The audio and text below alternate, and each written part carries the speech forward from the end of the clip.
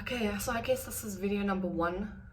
Apart from the introduction video, this is a video that I want to go into the tumor that I had and how it came about. Um, and if you haven't watched my first video, that video is an introduction to what happened. It's an overview, so just to tell you about the tumor and then the hysterectomy and my experience, just in a nutshell. So the rest of the videos coming up that I'm going to be creating will be going into a little bit more detail, and just my experience around all of this. So the tumor, everybody thought that it started in 2022 because that's all they knew. But what happened was in August of 2021, my younger brother got hijacked in Cape Town, and they had beat him up and beat him up really badly. His brain was, affected and whatever. But what happened was I was busy working, and I suddenly couldn't breathe, and I just felt like a tightness in my chest and my head and all of that. And I actually had to get up from what I was doing because I just had such a panic attack. And about 20 minutes after that, my sister-in-law called and said, listen, your brother's been attacked and he's in surgery. And I remember at the time, immediately, it wasn't even like I was looking for something to do, but immediately I went into this meditative mode of laying over hands and prayer. And I don't know if you're religious or what you believe or whatever, but this is not obviously my channel's not a religious channel, and it's also not a spiritual channel. I don't know where this is going, but this is my experience. So my entire life I've always had a very deep connection with my family. Whenever something happens to them or before it even happens to them, I get that feeling, like a premonition, or even just that wherever they're experiencing it, whether it's fear, then my head goes hot, whether they're nervous, then my stomach is in a knot, things like that. Anyway, so at the time, my head was hot and I was feeling pressure in my chest and just really bad. Anyway, so when my sister-in-law told me he's in surgery, emergency surgery, I immediately went into this mode of laying my hands on his head, seeing him in front of me, laying my hands on his head and just praying for him and saying, protect him, give that darkness to me, let me take it away, let me protect him, let him be protected, let him be safe, let him be okay. He's got 2 kids and a wife. He's loved. And I just went into this meditative state. And I don't know how long it was. Might have been half an hour, might have been an hour, but it was a very long time. And I remember coming out of that, I felt okay, but I did go into a spiral to darkness for quite some time. My brother's okay. He came out of it okay. The doctors were like, well, this is a miracle. Wow. He's going home after 2 or 3 days, blah, blah, blah. And everyone was relieved. I was relieved. We thought we were gonna lose him. But the great thing was that his recovery was amazing, was really fast. And I then flew to Cape Town and went to see him, make sure with my own eyes that he is fine. And when I saw him, I could see he was struggling, but I could see that he had that tenacity and that strength within him of wanting to be okay, because he's a go-getter. He's like me. We're like my mom and my dad. We're go-getters, and we don't wait and sit around, wait for things to happen. My dad was like that, always. He was always looking for the next adventure, looking for the next solution. And he always used to say, us Keezers, we are strong, and nobody's like us, and things like that. Anyway, so I saw my brother and I was happy and I was relieved, and I decided to go home. But for some or other reason, I spiraled into this dark depression for a few months, and I didn't know how to get out of it. It was like really dark. It was like, if I say dark, then I mean I've never experienced depression in my life before until then. So I then approached a lady that does my Reiki. She's been doing my Reiki for quite some time. Her name is Kate, and Kate Spreckley. And I told her about what happened, and she was like, listen, you did a session on him and you didn't cleanse. So you're literally sitting with that. So I did a session with her, and throughout the session, every time she got close to my chest, I felt this intensity, like like that. And every time I felt her push out that energy, I go like that. And then after that, I felt great. I felt free again. I felt wow, you know, and I was fine. Everything was great. Then I started getting real pains in my left ovary, and I kept thinking, okay, this is like a stab, like someone stabbing a knife into my ovary. And it just, like, if you've ever, not that I've been stabbed, but you know, like they say, a stabbing pain. I can imagine this is what it's like, is being stabbed. Is it just felt like someone was sticking a knife in my hip and turning it, because the pain was like as if, or even putting their hand inside me and going, you know, and ripping it. That's how it felt in my left ovary. And I kept thinking, this is not right. Something is not right. Then I started having stress at work, like real bad stress. Like I wasn't making sales, and there was so much pressure to make sales, and I was the only salesperson, and there was just so much going on. And then this, you know, thing with my brother, and then I don't know, just everything was just going wrong for me. I started to stress eating, and all I did all day was sit on a fucking chair and work on the phone all day. And it started getting to me, and it started really irritating me, where I felt like a prisoner. You know, I used to work for myself, and for the life of me, I have no idea why I decided to work full-time for somebody else. I mean, I was doing fine working on for myself. Anyway, maybe it was the money, maybe it was the security, I don't know. Maybe it was a sense of helping people and being there for them, and I don't know. For the life of me, it's a fucking mistake. Anyway, so then I decided in a few months later, that my body wasn't very happy. I wasn't feeling healthy, and I'd always been a vegan. I'd always had eaten healthy. Sorry, don't know where these people are coming from. And I always made sure that I was exercising, that I was eating healthy, and always made time for the sun. Always, you know, I used to tan nude, and my cat used to sit next to me in the sun every day. I used to be so healthy. I'll post a before picture in my video as well, just to show you. And then I decided, okay, something is wrong. Like this ache, it's a dull ache, and then it's like a stab, and then it's just awful. So I decided to take myself to a place called Hoogland Hydro. Hoogland means high ground, and it's based out in Pretoria, Centurion side, and beautiful place. I paid a shitload of money. I think it was like 25,000 Rand for 2 weeks, and all I did was fast. I fasted, and I did hot and cold therapy.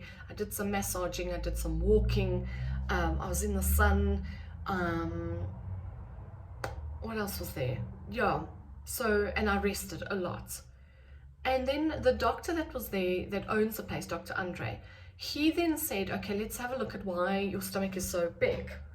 Let's have a look at what's going on in there. So he did a sonogram, and that's when he found the tumor. And he was like, okay, but it's really small still. It's like 2 centimeters, 2 to 5 centimeters. And you still have time to get rid of it.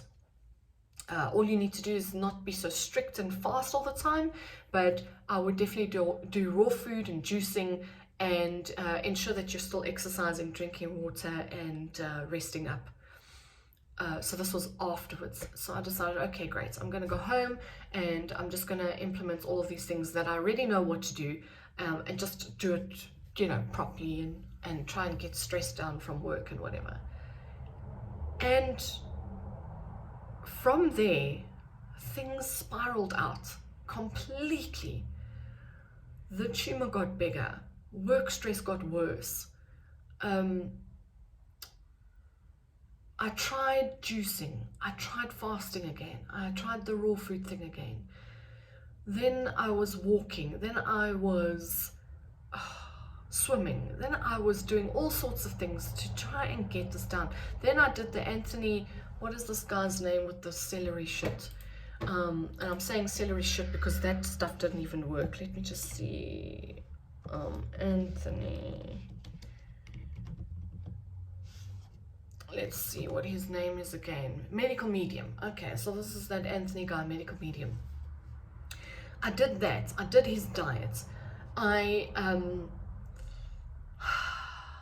did colonics. I did all sorts of things. Everything they say that you should do, I did it.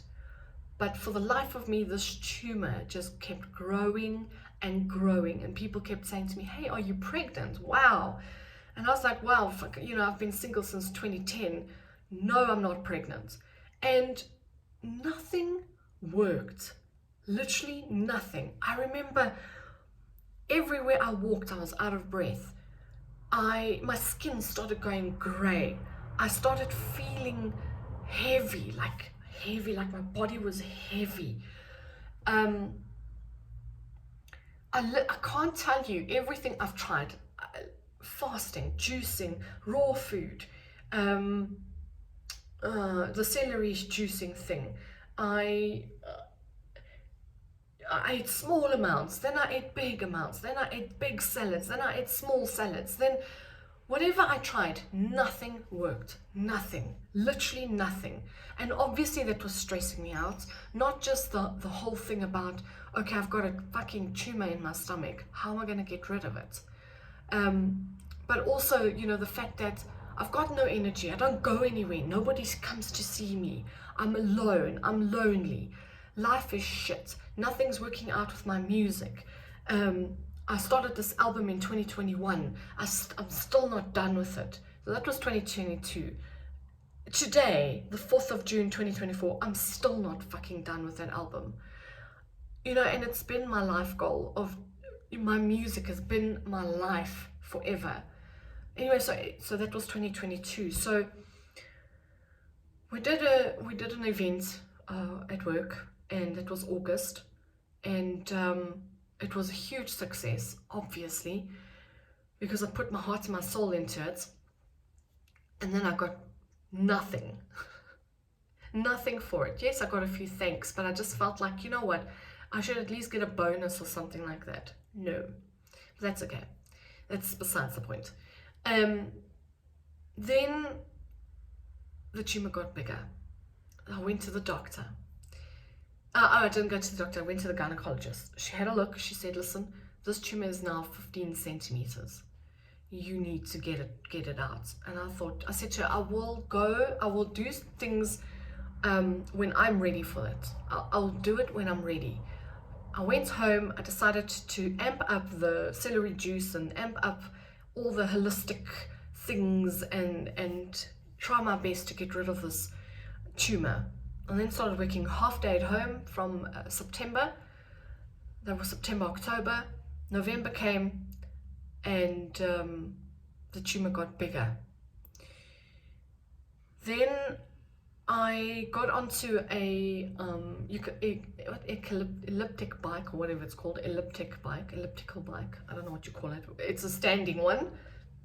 Excuse me. That you go like that.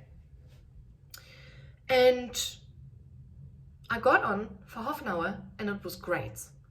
I got off and I felt so proud of myself. I was like, okay, awesome. I'm doing this. I'm helping myself and blah, blah, blah. And then I passed out. I lay there, and when I came to, I was probably out for like a few seconds. I don't know. I had this terrible pain, and by then the hernia had gone big as well. My stomach had gone bigger. And also what the a gynecologist said was that I've got ascites. So ascites, if you don't know what it is, look it up, but I'll tell you what it is. It's a fluid that is excreted by the organs that are affected by cancer. So whether you've heart problems or liver cancer or things like that, then the tumor, wherever the tumor is, has this fluid that cannot get, you can't get rid of it, you can't sweat it out or anything like that. It has to be drained medically. So I sat with this water in my gut that was making me tired and slow and whatever. So just thinking about it is so fucking traumatic. I can't tell you how bad it was. And I think, you know, the fact that I've always been healthy, I've always been the one in the family that goes running. I've always been the one in the family that, you know, goes on hikes and swims and all sorts of things. To have this problem that just doesn't go away was so hard. It was so hard. And you know, within a week, I'd gone from not telling any friends or family what was going on with me to everybody knowing. Incapacitated with a body that I couldn't carry around anymore. A hernia, food wasn't staying in. My skin was grey, my hair was falling out. My eyesight was really bad. My appetite was gone. I couldn't go to the toilet because it hurt so badly. Not just, you know, urinating, but everything. Like, just sitting down and trying to get something out of my body was like, felt like, I can't even explain it.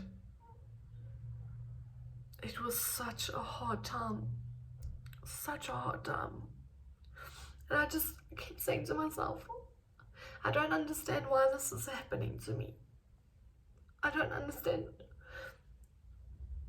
why someone who's got so much energy and so much love for life, how can I have this problem? And it doesn't go away no matter what I do. You know, the gynecologist said to me, oh, you know what? You're on the Nile, the river Nile, in denial. And she kept making up I don't know if she was joking or being sarcastic, but she kept saying that to me. And I just thought, you know what? That was so fucking annoying. I'm not in denial. I'm, what is the word? I'm confused. I'm confused. And she kept saying, you have to get it cut out. You have to get it cut out. How? How do you tell someone who all their life trusted nature?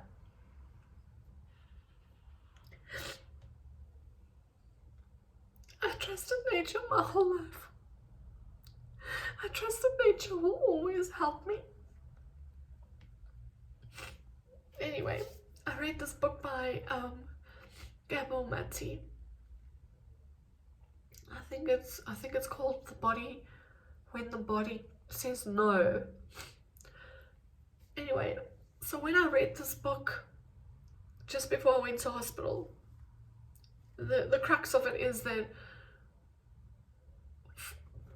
from his studies and from his patients, he came to learn that women who were abused as a kid, women who were abused ended up having illnesses, whether it's ovary cancer or something like that. That's how the body says no more. It's all apparently stored up trauma, stored up anger, stored up shame and guilt and all of that embarrassment. And it kind of made sense. It really made sense to me, because even though I've forgiven the people, I was abused from birth. And then I was abused again when I was 6. And then my stepbrother also abused me. So it was like one thing after the other, one thing after the other. And I thought, when I read the book, I thought, okay, here's my chance. Here's my chance to heal this trauma. I forgave everyone. But I still had to go through all that shit physically. And that was just the beginning. That was just the beginning of the trauma. I always used to be this honky-dory, you know, like, yeah, I'm just getting through life and I'm enjoying myself. I don't think I've ever been happy. I'm trying.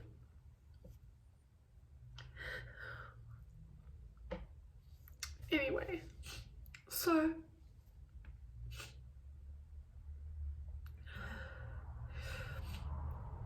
yeah, that's how the tumor came about. To this day, I still don't know why. Nothing helped to get it down.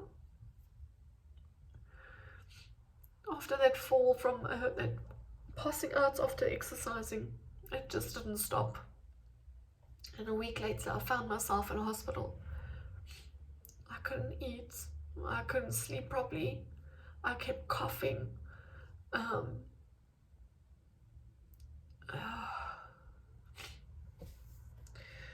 remember telling my sister-in-law what was going on, and she was like, well, why didn't you tell us?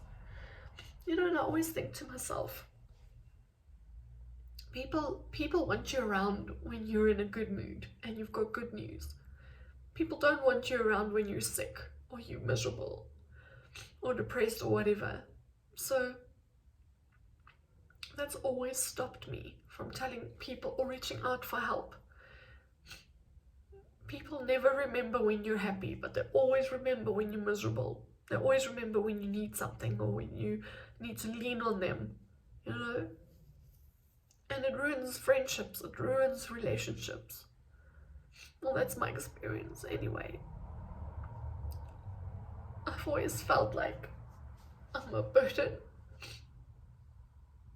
Like I need to... The only time I get attention is when I'm sick. Well, this is what I've experienced now, because now that I'm healthy again, now I don't hear or see anybody. If I don't reach out to them, they don't reach out to me. So I don't know if it's something over my fucking head saying don't talk to this person. I mean, I'm still single, 14 years later. I just found out the other day my ex got married. I feel like I have a shitload of issues I have to get through. I just hope these videos don't become like a diary.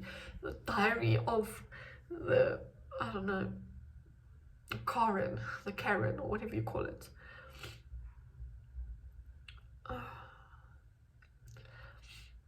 Anyway, so that's the tumor. That's how it started.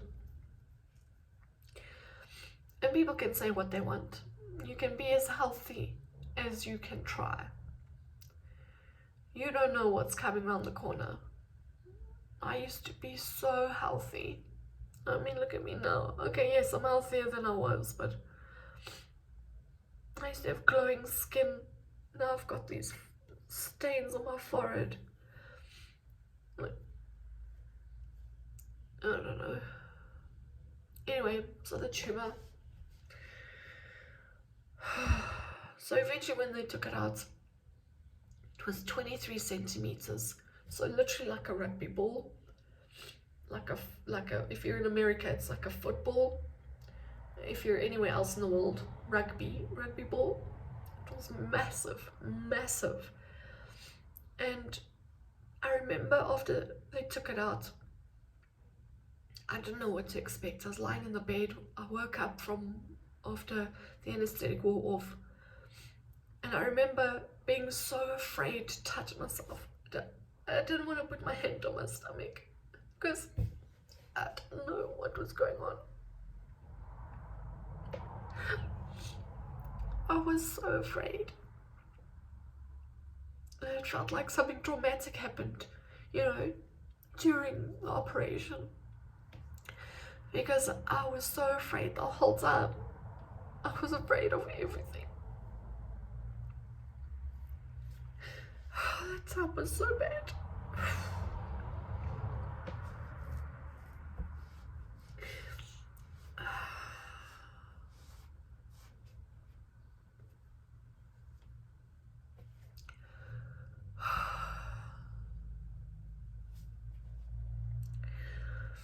Anyway, I think the next video, what I'll talk about is, I'll probably talk about the hysterectomy. That's even worse.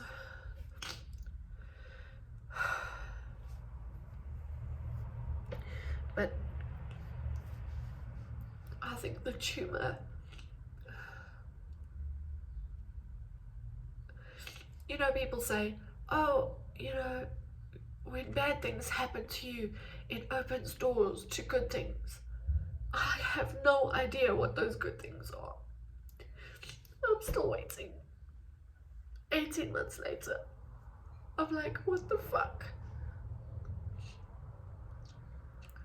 Show me what all of this was for. Show me. I'm waiting.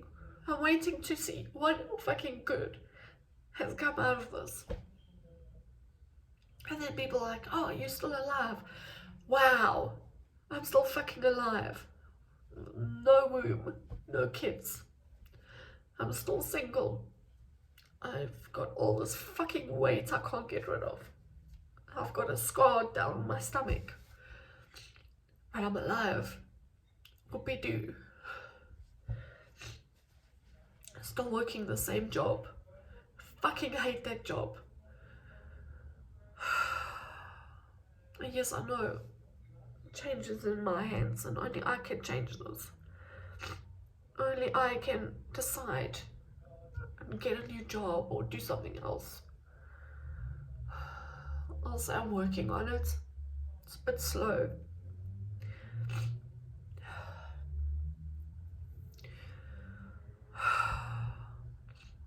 Anyway, if you've watched until now, I'm sorry. But what I can say is that I should have listened in the beginning and removed that tumor from the get-go, instead of thinking, oh, I can do this myself. You know, the little voice inside me, my little intuition kept saying to me, you can't do this.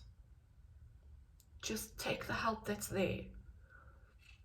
And then I waited for so long, it was almost too late. It was literally almost too late. I was so sick. You know, when that oncologist saw me, he was like, we need to put her, after this operation, she needs to go into ICU. We need to have 24-hour care, blah, blah, blah, blah, blah, because they thought I was so weak. They said my vitals were so bad.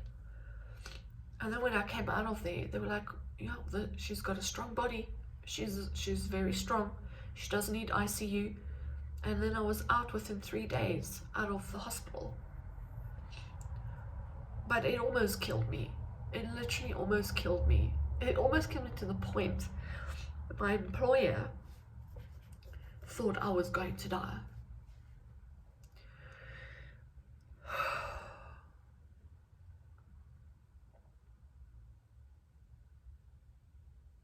I remember everything, and I wish the body didn't remember these things. I don't know how I'm gonna forget it. I don't know. But anyway, the next video is going to be a bit different. Might be even worse because it's the hysterectomy video. All I can say is if you're battling with a tumor, just get it removed if it's big. If this is my experience, obviously, what do I know? if it's like 2 centimeters or 5 centimeters. Follow Chris Walk. You know, Chris beat cancer. He's got some sound advice as well. Forgive people, eat healthy, get some sunshine, blah, blah, blah. I think where I was lacking a lot is the forgiveness and a bunch of other things. But yeah, if you're battling with a tumor, just do the best thing and get rid of it, get it out before it's too late.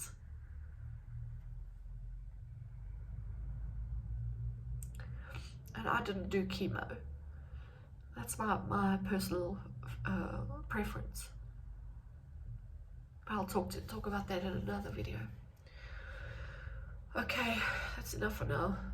I need to go and eat. Try and breathe through this night and blow this nose. Thanks for watching.